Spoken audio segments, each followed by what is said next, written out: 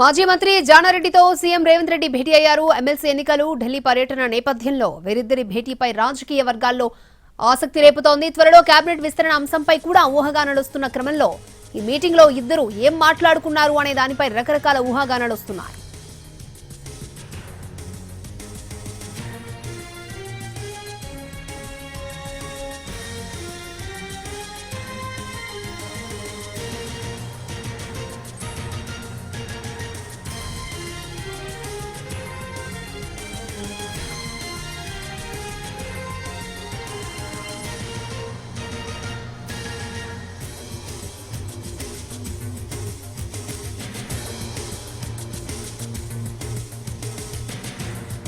మాజీ మంత్రి జానారెడ్డితో సీఎం రేవంత్ రెడ్డి భేటీ అయ్యారు. ఎమ్మెల్సీ ఎన్నికలు, ఢిల్లీ పర్యటన నేపథ్యంలో వీరిద్దరి భేటీపై రాజకీయ వర్గాల్లో ఆసక్తి కలుగుతోంది.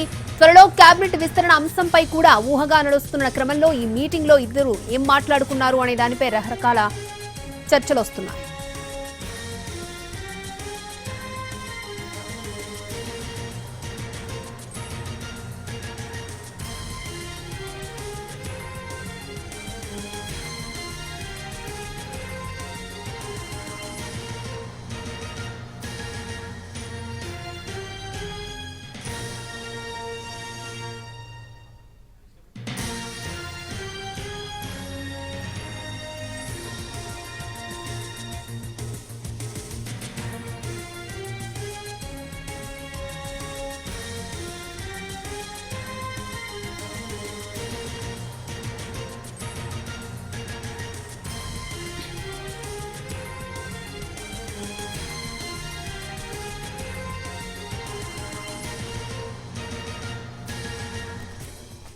రైట్, త్వరలో కేబినెట్ విస్తరణ ఊహాగానాలతో ఈ భేటీకి ప్రాధాన్యత సంతరించుకుంది. రైట్, మాజీ మంత్రి జానారెడ్డితో సీఎం రేవంత్ రెడ్డి భేటీకి సంబంధించి మరిన్ని అప్డేట్స్ అందించడానికి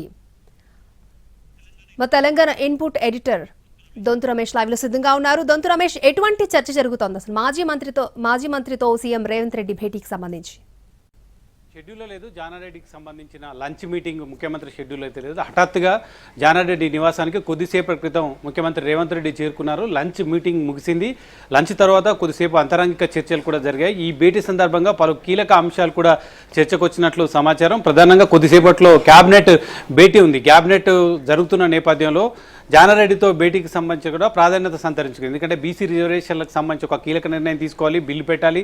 అదేవిధంగా ఎస్సీ వర్గీకరణకు సంబంధించిన అంశం కూడా అసెంబ్లీలో బిల్లు పెట్టాలి, కేబినెట్ ఆమోదించాలి. ఈ అంశాలపైన సుదీర్ఘకాలం మంత్రిగా పనిచేసిన జానారెడ్డి అనేక శాఖలు నిర్వహించారు. ప్రధానంగా పంచాయతీరాజ్ శాఖకు సంబంధించిన నిర్వహణలో ఆయనకు చాలా పట్టు ఉంది. ఈ నేపథ్యంలోనే బీసీ రిజర్వేషన్లు 42% రిజర్వేషన్లు అమలుపరుస్తామని కాంగ్రెస్ పార్టీ హామీ ఇచ్చిన నేపథ్యంలో ఇక బీసీ రిజర్వేషన్లకు సంబంధించి ఎటువంటి నిర్ణయం తీసుకోవాలి, ఈ అంశం మీద కూడా కీలకంగా జానారెడ్డితో చర్చించారు. ఆయన కొన్ని సూచనలు కూడా చేసినట్లు సమాచారం.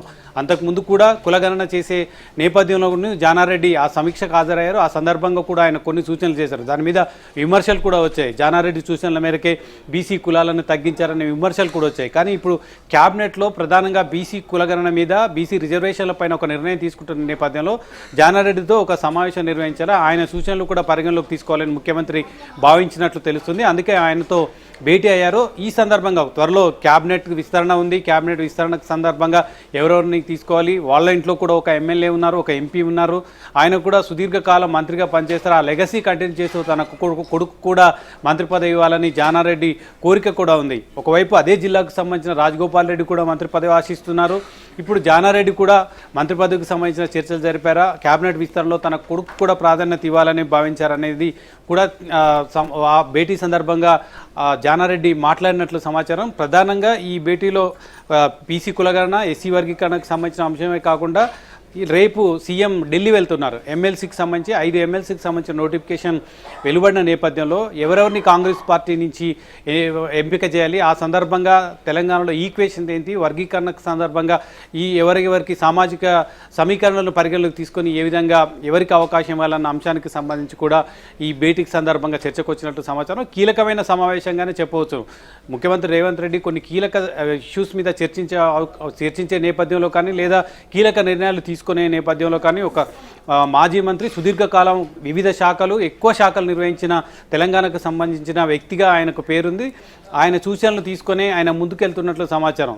ఈ క్యాబినెట్ భేటీలో కూడా ఆయన సూచనలు కులగణనకు సంబంధించి, బీసీ రిజర్వేషన్లకు సంబంధించిన అంశంలో కూడా క్యాబినెట్లో చర్చించే అవకాశం ఉంది. అందుకే ఆయనతో భేటీ అయినట్టు సమాచారం. లంచ్ ముగించుకొని సచివాలయానికి బయలుదేరారు. కొద్దిసేపట్లో క్యాబినెట్ భేటీ కూడా ప్రారంభంగా ఉంది. క్యాబినెట్ భేటీలో అనేక అంశాలు, టూరిజం పాలసీకి సంబంధించి, యాదగిరిగుట్ట బోర్డు ఏర్పాటుకు సంబంధించి, అదేవిధంగా ఇంతకుముందు చెప్పినట్లు బీసీ రిజర్వేషన్ల బిల్లు ప్రవేశపెట్టడానికి ఆమోద ముద్ర వేయడం, ఎస్సీ వర్గీకరణకు సంబంధించిన అంశం మీద తీర్మానం చేయడానికి ఆ అవకాశాలు ఏ విధంగా ఉన్నాయి, దానికి సంబంధించిన నిర్ణయం తీసుకోవడం, కీలక విషయాలపైన క్యాబినెట్లో చర్చ జరిగే అవకాశం ఉంది. ఈ సందర్భంగా అనేక అంశాలతో కూడిన నోటును కూడా జానారెడ్డితో పాలు పంచుకొని ఆయన సూచనలు, దిశానిర్దేశాన్ని కూడా తీసుకున్నట్లు సమాచారం. కొద్దిసేపట్లో క్యాబినెట్ భేటీ సందర్భంగా ఈ అంశాల మీద ఎజెండా ప్రకారం ఎటువంటి అంశాలు వస్తాయో ఆ అంశాలకు సంబంధించి ఎటువంటి నిర్ణయం తీసుకోవాలన్న అంశానికి సంబంధించి జానారెడ్డి ఇంట్లో ఈ పొలిటికల్ లంచ్ మీటింగ్ జరిగినట్లు సమాచారం.